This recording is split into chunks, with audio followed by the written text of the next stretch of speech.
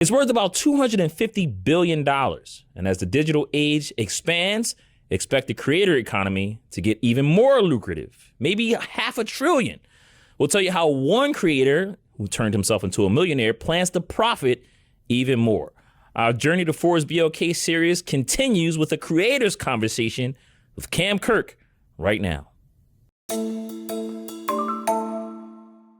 Again, we welcome in Cameron Kirkland. He is the founder and CEO of Kirk Studios based in Atlanta, as well as Collective Gallery.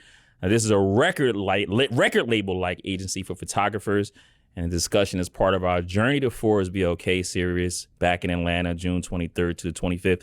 Cam, it's good to see you again, man. I never see you without your hat on, man. You got all this good graded hair. I don't have any, and yet you don't even want to show it off, man. What's up with that? And I don't know. It's just been my style. It's got a little bit of my signature, man. In between haircuts, and I throw the hat on. Yeah, man. Yeah. Well, listen. Again, you're no stranger to Forbes. You know, we first profiled you on our Forbes Life video back in 2018. And then in August 2023, here you are on the local under 30 list for Atlanta. So I say welcome back, but I mean, you've been here plenty of times before, man. So I guess I'll say, how is business? Because if I'm not mistaken, you guys are celebrating 7 years in business at Kirk Studios. Yep, 7 years. July marks 7 years since we opened up here in downtown Atlanta. Yeah. It's a blessing, man. I'm thankful for relationship with Forbes and the spotlight and the platform Forbes has offered me over the years. They came to my studio. You guys came to my studio and profiled me in my studio, so you guys got to see it firsthand a few years back when we were first really getting things off the ground. So it's amazing to still be here and to still be in business. So many horror stories in business. So to withstand the storms of COVID and everything to still be here, it's a blessing. Yeah, man. Well, listen, let's dive into that business in a little bit. But before you do, man, I got to put you on the spot. You're a culture guy, man. I'm going to put you on the spot. You can't duck it. And your opinion, right? Your opinion as a fan, who won the Kendrick beef? Oh, man. I think they both won. The culture won it. The culture won. Both won. I think, one person went against multiple people. Yeah.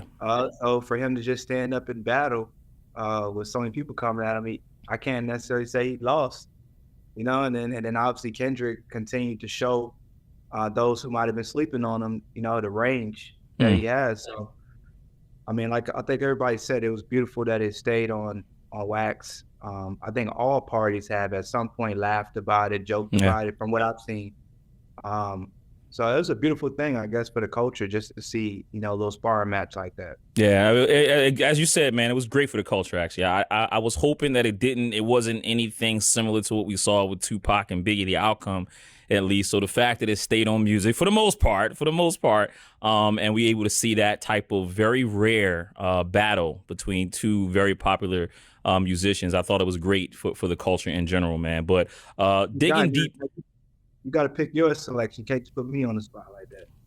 Oh, I'll pick my selection. I think Kendrick won, without a doubt.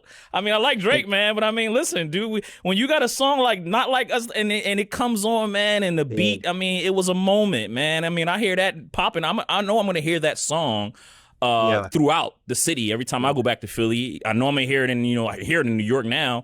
And then when you go to the clubs, man, and so it's a very, again, a good moment for content creators in the whole, because think about they won as well, right? And here you are sitting in that seat as a content creator, focusing on photography and videography.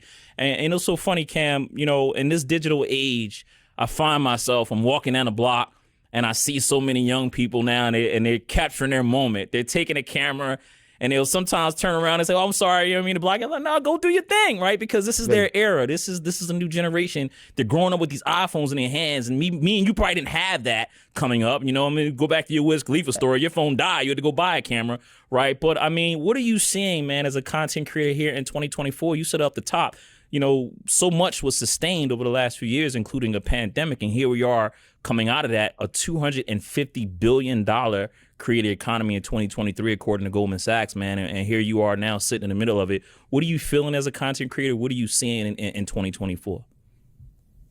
Wow. Yeah, it's amazing to see how open-minded people have been to content and how much social media has changed just our perception to content, our affection for it, our affinity for it. So when I first started photography, I didn't know many other photographers. It wasn't a trend. When I was even on Morehouse campus, it wasn't like I knew 3 other people that were doing it, or, it was something that I just had to figure out on my own and explore on my own. Yeah. So to now to see how many photographers there are, young photographers that not even technically trained, they're just picking up a camera, expressing themselves and finding joy in it. I remember I went back to campus. I went back to Morehouse last year for an event, and I saw 50, no lie, about 50 kids on campus with cameras in their hands. And I was just blown away by it. Like, wow, like it's really changed. And to see the economy grow and to see the amount of opportunities and wealth and money you can make from it. In my era, it was still the era of you telling your parents you want to be a photographer, and they're like, that's not a job. Yeah. That's not like, what are you talking about? Like, I didn't send you to Morehouse to be a photographer. So to hear numbers like that, to see the economy like that, to see what I've been able to do and others with me have been able to do and the heights we've gone with it, it's quite frankly amazing. And I'm thankful to be here and to be in the center of it. Yeah, man. I mean, listen, everywhere you go now, and every time I'm getting, setting up interviews at the NASDAQ or what have you, when we're going through email, they say, hey, we need to bring our videographer, we need to bring our photographer. I mean, it's a whole crew of these, what you call creators and artists, right? Because they are artists in their own way that you must now make. People say, you start a company nowadays. Well, nowadays you need a chief AI officer, you need a chief technology officer. Those are mandatory, right? And you also need a videographer and a photographer. You need someone to follow you around to collect that content because, again, we're in this digital age. Social media is very big at that. For somebody who would not know about Cam Kirk Studios, how would you describe the studio? How would you describe the business? Yeah, so the best way to describe Cam Kirk Studios is it's like a community center mixed with like a brick and mortar business. So we kind of merge those two lanes and then obviously merge it with just some normal content or production space that creators can work out of. So when I first was coming up in photography, these big studios with these big psych walls and these big warehouse spaces, they were very intimidating even for me as a photographer. I didn't know where to begin or where to start. So when I set out to create Cam Kirk Studios, I kind of was trying to attack that. Like, how can we create a very user-friendly space that is welcoming, inviting, and that can allow someone who just bought a camera last week to still feel like they can actually get work done and create out of here. So our space is like a boutique style studio. It's not in a big warehouse. It's about 4,000 square feet of space, but it's not a big warehouse. It's built out like a creative loft almost. And we have multiple shoot stations in there. And that was purposely done as well because I wanted to also combat the loneliness feeling that most creators have of being on the island of themselves and being entrepreneurs and thinking that they're going through it themselves. So we actually have like a co-working space where in our main studio, there are 2 photo shoots happening in the same room at the same time. Wow. So you're actually able to like look to your left and see like someone else is creating, someone else young that you can network with, build with, ask their advice or get inspired by what they're doing, and you all feel like not alone. And then our space also comes with a photography assistant. I know for me, when I first got in the studio, I didn't know the first thing to do in the studio. I didn't know where my lights go, how to do anything. So we actually provide an assistant that literally helps you. If you don't know how to set up lights, you don't know how to change your backdrop, we actually do it for you. So everything is really designed to ensure that you get the most bang for your buck and that you leave confidently feeling like, wow, I might have learned something today. So it's like education is built in that. And that's where I feel like the community aspect comes. Like, we actually hold your hand and walk with you side by side through your process, where most studios you'll go in, they say, all right, we'll see you in 2 hours. You know what I mean? The stuff you need is to the left or right. We'll see you in 2 hours. Let us know if you need something. we have a different approach. And then you have Collective Gallery that's tied onto that, right? And again, this is a record label-like agency where you're taking photographers, signing them. The last I heard was $10,000 you would sign them to, and that would be their upfront, not have to pay it back, right? That's their money that they keep. And then they have a marketing budget with that, right? What's the business? What was the idea of taking photographers and then signing them? Yeah, Collective Gallery is an extension, like you said, of the studio. Yeah. So when I was working in the studio, built the studio, I'm meeting photographers every day. I'm seeing how creative they are. I'm seeing the energy, and I'm also mentoring. So I'm seeing the questions that I constantly get asked. How do I do this? How do I go to this level? I know my work is good, but how do I get clients? How do I make money off of this? And I realized like having a studio was great. We created a safe place for them to create out of, to work out of. It supports them creatively. But what happens when they leave my studio and they have 10 questions? What happens when they get booked at another spot? And I was doing so much mentoring that I was like, man, this studio is great for the local community it serves, but I have a bigger mission that can probably serve a wider audience of photographers who could use just my understanding, my knowledge, my wisdom, and the things that I've been able to learn throughout my journey. And coming into photography, I didn't have a mentor that directly led me to know this is how you pitch for a job, or this is what you do on set, this is what you charge for this. These are the different parts of photography to learn, licensing or ownership, what a work for hire means. Like these are trial and error things I literally learned like on the fly, through mistakes, through this and that. So I'm like, I got a lot of knowledge that I can give to young photographers, and I met so many that just needed a shot. They just needed to be put in the room.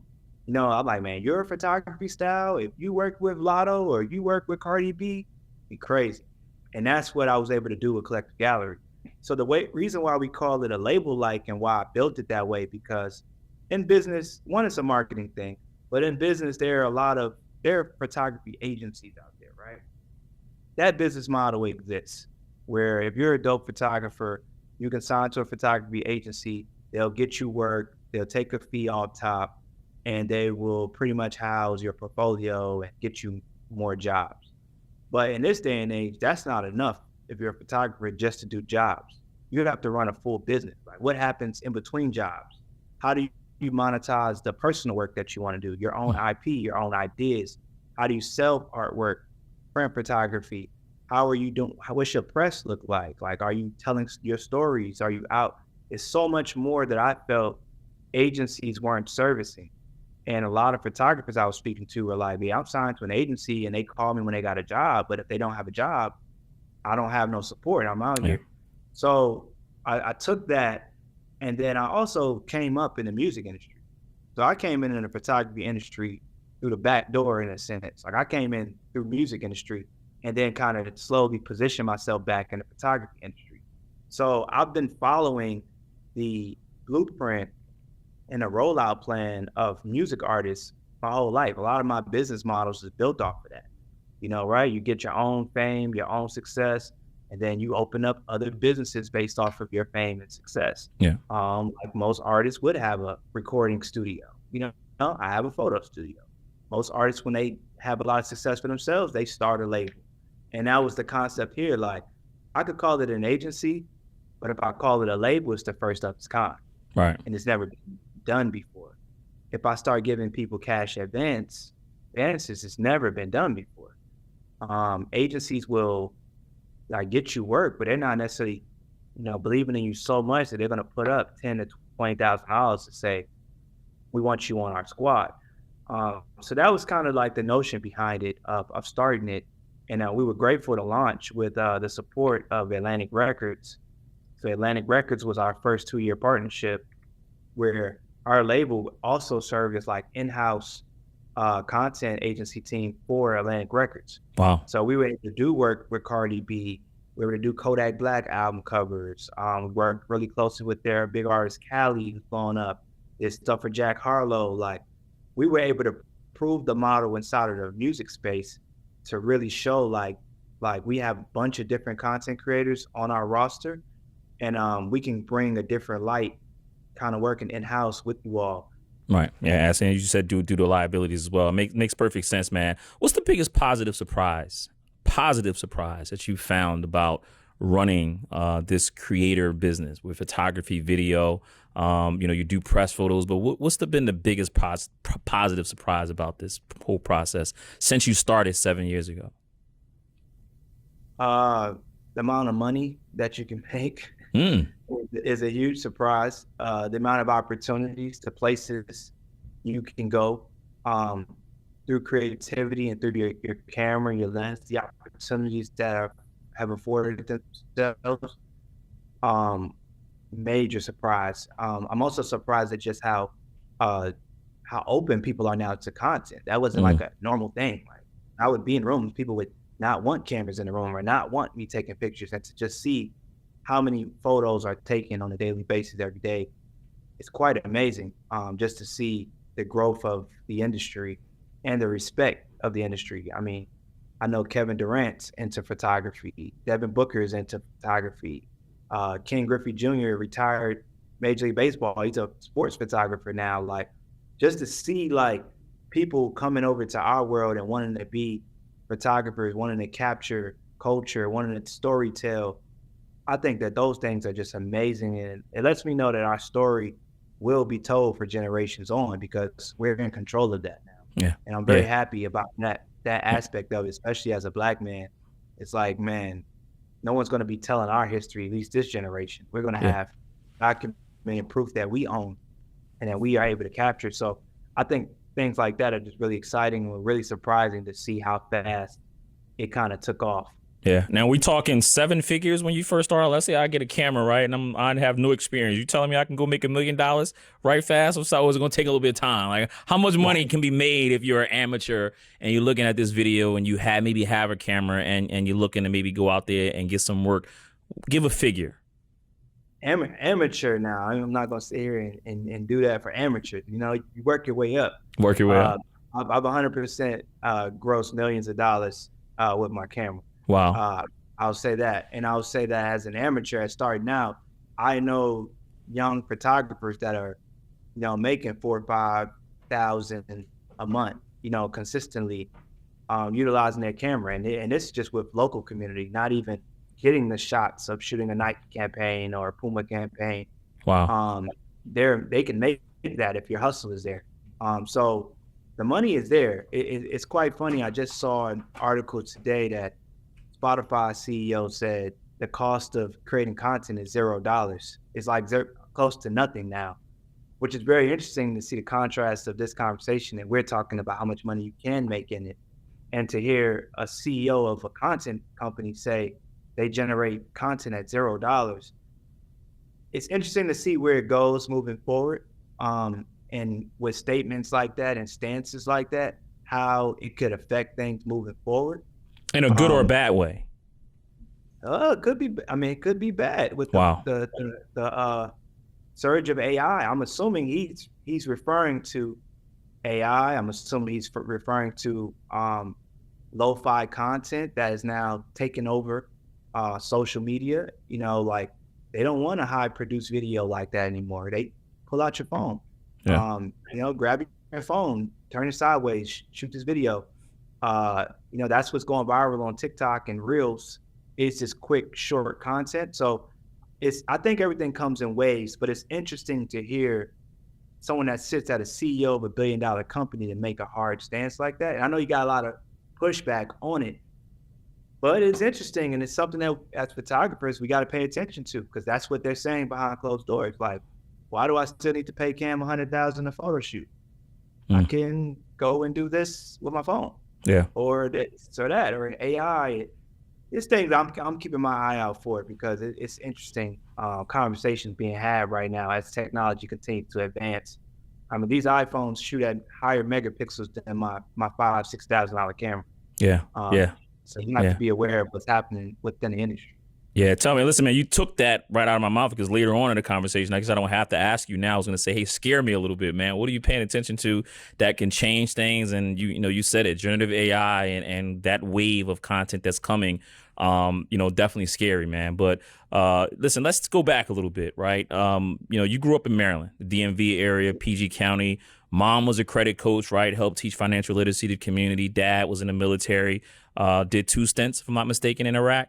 When you were coming up, and he was also a photographer, right? My dad was a photographer. My uncle David was a photographer, right? So we got that photography in our blood. I didn't want to go the photography route though, Cam. I just went the writing route. But what you learned from your parents, man, growing up?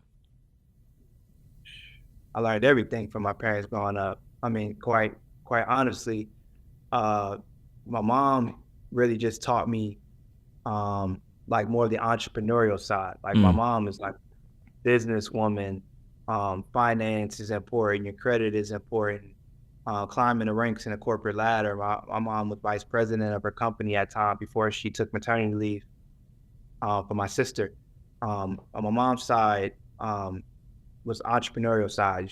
They started a financial company where they were giving out loans. They were like a broker for loans and stuff like that. So from that side, I learned like risk taking from my mom. I learned going out on your own. She quit a multi-6-figure job and started her own thing and was comfortable doing her own thing with her and her husband. I learned so much of that from her. And then on my dad's side, my dad is a superhero, quite frankly. He's a military guy who's literally fought for our freedoms multiple times, even when he didn't have to. His second stint, he was the leader in the military. In his second stint, they told him, you don't have to go, but your troops are going to go. My dad said, nah, my troops go, I go.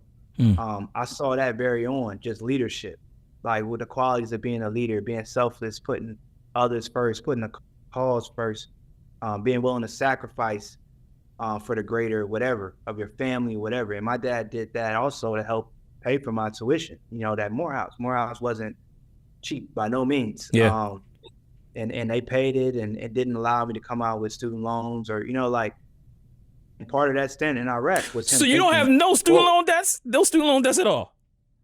Nah, I took out one loan. I know, I'll get to that in 1 minute, but I just say, but man, that must feel good to come into corporate America or to come into your own without zero loan outside of the one you took, and I know why you did it with the Wiz Khalifa. But you know, did that help you from a financial standpoint that you didn't have to worry about that burden? Because Cam, look, I pay student loans every month, man, and I be crying. I told you when I see you in Atlanta, man, I hate those things, but you didn't have that on your back.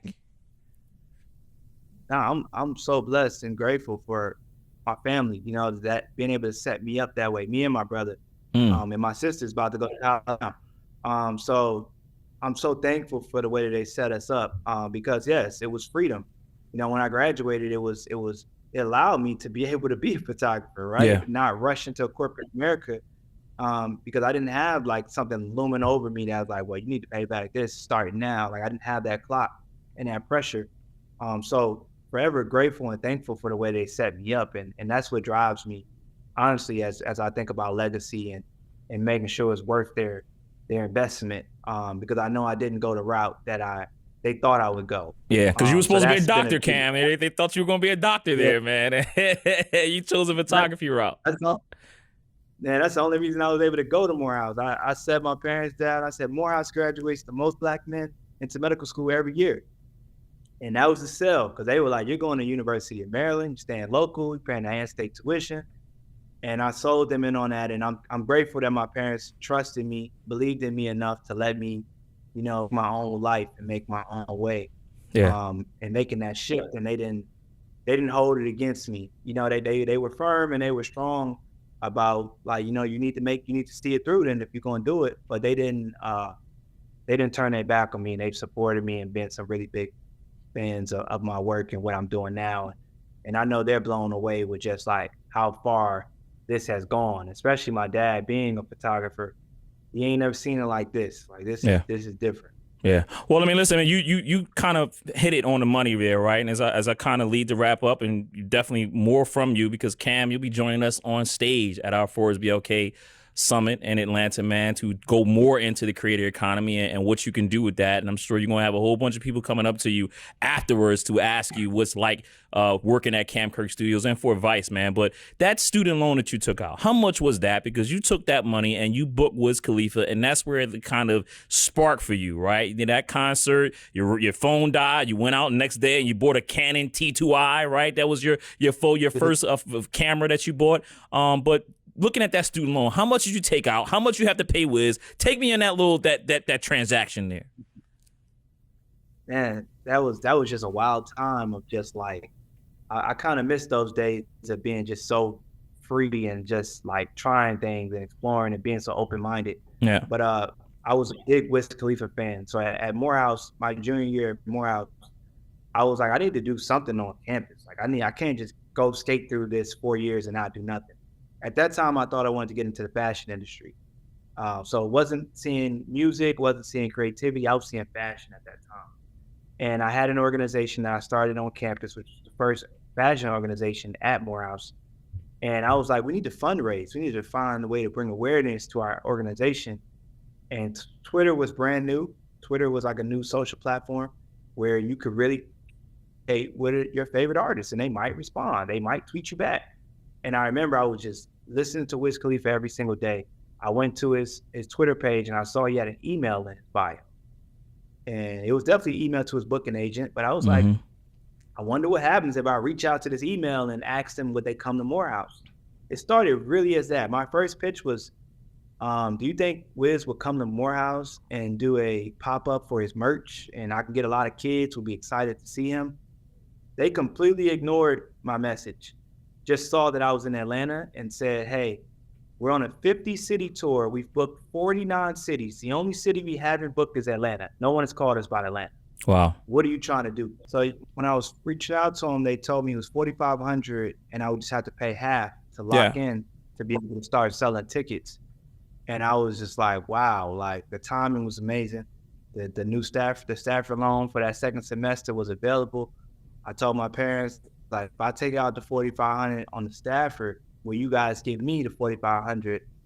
You know what I mean? That I was gonna pay, that I was gonna pay to college anyway. Right. And I was able to convince my roommate to kind of do the same thing. So me and him kind of went in at it together to try to put some money up for the concert.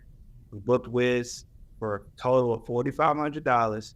Booked the venue, concert venue for $1,500, and the rest was really history. Sold out event, biggest thing to happen on campus that time. The first time I ever used Cam Kirk. Before that, I was just Cameron Kirk, Cameron Kirk.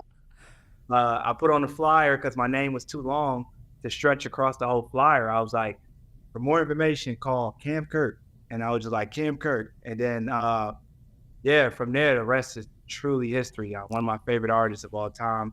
Sold out event, had everybody wondering who is Cam Kirk? Who is this kid? Who is this kid? You remember what you walked away with that night? Like you paid Wiz $4,500, right? You and your partner, y'all kind of put the money together. So I'm thinking about $9,000. Pay Wiz $4,500. How much did you guys end up grossing and walked away with that night? We probably didn't make no money. We didn't know how we were managing the money. The security guard was backdooring us, selling, letting people come in to the back door, tickets. People were sneaking in the venue. We technically sold out. I do know that. We sold out 750 tickets at $20 a pop. So I think that's around 13,000, 14,000.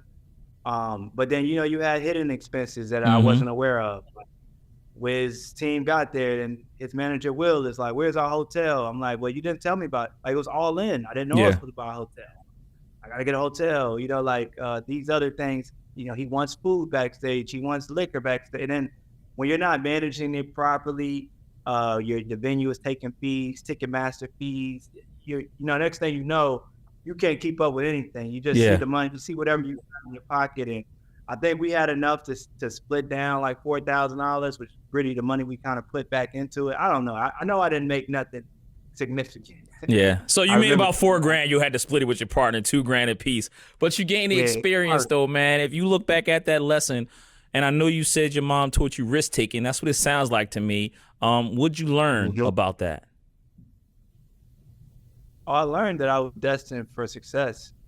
Honestly, everything just fell into place. I had never thrown a concert before. Here I am throwing this major concert. And then, to be quite frankly, the day I signed the deal with Wiz, his booking manager called me and said, you were the first to believe in us, so I stuck with you. Because throughout the process of us getting you this contract and you paying your deposit, 8 other promoters called us. And every one of them told us you were a nobody, you never did a concert out here before, and that we were crazy to give you this show. Like, you're crazy. Who is this kid?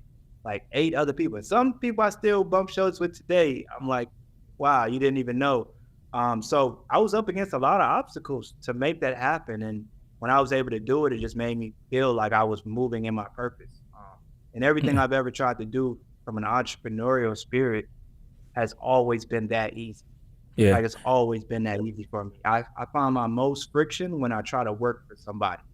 Whenever I come up working for somebody, it's the most friction ever. But when I'm on my own doing my thing, it's been the easiest. Yeah. Well, you go from taking out a $4,500 loan, student loan, convincing your parents to help you, replenish that money, and also convincing your roommate to do the same thing, man. And now you go and you are a millionaire. You gross over, you made over $1 million from the time that you did that Wiz Khalifa concert in 2015 to 2024.